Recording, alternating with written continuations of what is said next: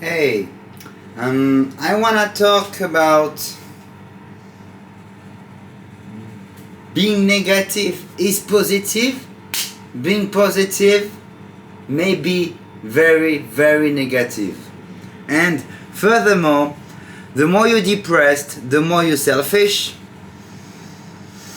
the more you don't care to be depressed, the less you're depressed. That sounds very metaphysical. That's kind of weird philosophical talk. That sounds like making everything complicated, but the idea is here. Like when you depress, for example, you might think you are important, you should feel a specific way, you are not feeling the specific way, you don't like the way you're feeling right now, you don't like the way others are looking at you, you don't like the whatever going on in the world, so therefore you can't be happy. You don't like the idea that some seem happy but not you. You don't like, it's all about you. You see what I mean? Even if, of course, people are a lot about themselves, and then by reflecting this to you, you may feel they're also selfish and you're not enough selfish or something like this.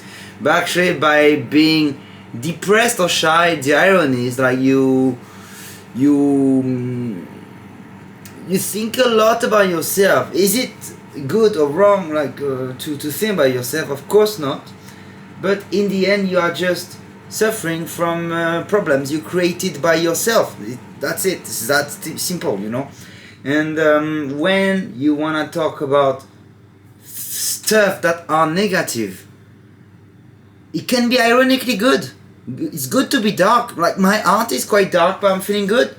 And when I want to be happy, goody, kind of like perfect mood, you know, like all these things you see, you know, like from spiritual growth or whatever, you turn crazy because you just realize you're not enough. You're just so late. There's so much to keep tracking, and then you're not satisfied within yourself. So if you want to play the role of the bad guy, then you realize you're doing quite well, and you know what?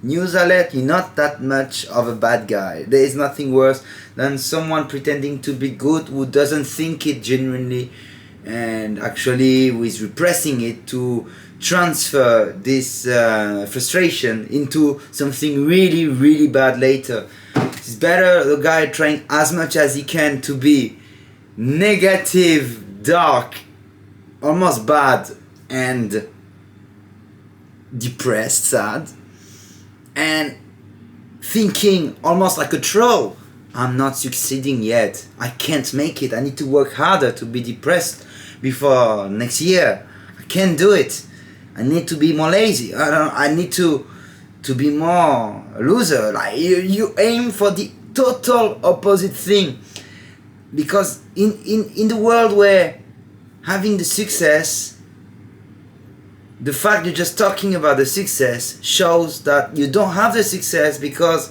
you could have done more meanwhile instead of just talking about the success. So once you realize there's always more to do, always more, and that you're not keeping up, of course there's always this sensation that you haven't done enough. Therefore, as successful you may be, you're not that successful yet because there's so much to do. So now you need to aim for the absolute opposite. Absolute, like the unthinkable, the unsayable. You aim for misery. You aim for misery. Why? Because most people are aiming for happiness, enlightenment, for being like a goody, for morality, virtue, everything, you name it, you know. Wealth, of course, it's often about money. So aim to be poor, depressed, bad, selfish, and you may be not that poor, doing okay, as at least you're contented with what you have, so it makes you richer than many rich people, you know. It's also a lot about the modalities of work and what you may be doing. Like, you know, I do stuff I like, I'm richer, even if it's about the money, sometimes yes, sometimes no, and who cares? You just go this way, you go the very dark path. Why? Because you are a character full of light. And why most people are going into the light path, the good path, the you know, they try to go to the light because themselves they're carrying a lot of darknesses. So try to be ironically depressed once you feel it's harder than you think, you know, it's harder to be depressed than you think. I can't. If I don't give up, maybe I can be depressed. If you think like this, you will sound so crazy for sure. Your inner chatting, or even if you share these strange goals to your friends, you sound some completely crazy. But it's almost somewhat funny that then you're not reaching it yet. So it's like never give up for being depressed and broken and feeling very negative emotions almost. Because if there's a romantic aspect of the goal you put, so if your goal is beautiful, the road to that goal is gonna be hard. It's the cliche, it's the classic thing. Because the goal is good, it's a hard path, as most of the storylines, most of the heroes, they don't make it like this. There's always a hard path until the success, the victory. It's the narrative of all what we're watching since we are children, and they're trying to tell you that, like, to think the same way. Have the amazing goal, be rich, happy, full of people who only love you. And then the hard way, the hard path where actually you, on the path, you addict to the others, thinking you're focusing on yourself to be this so-called successful man, and in the end they don't like you anymore.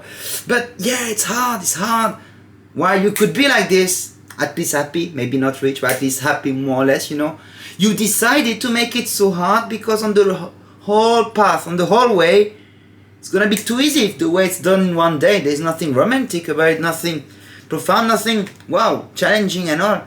So you want to make the goal of happiness, of good things, of contentment with little things and all, as something hard to get, that the path is full of obstacles. And of course, if you have no obstacles, you're almost disappointed. Why? Why is that easy to be happy? No way, it needs to be hard. So then, therefore, put this aim as something very negative. And there's so many obstacles of, this time, happiness, of good moments, of friends loving you, of not needing much, of not complaining actually, but you force yourself to complain and all. So these obstacles full of colors and light prevent you to fully reach the potential of being an asshole, broken, desperate and depressed, or whatever, name it.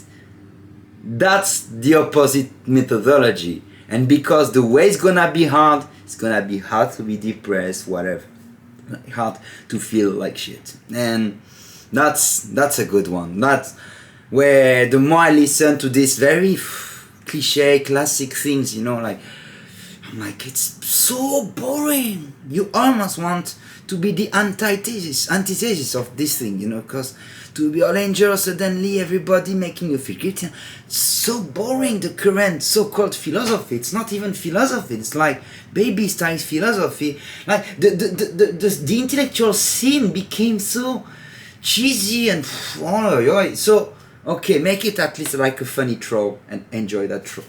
Okay, so wish you to aim for shit and to struggle to reach shit. Okay, that's a weird conclusion, but that's the thing. And yeah, some colors, okay, it's on process, yep.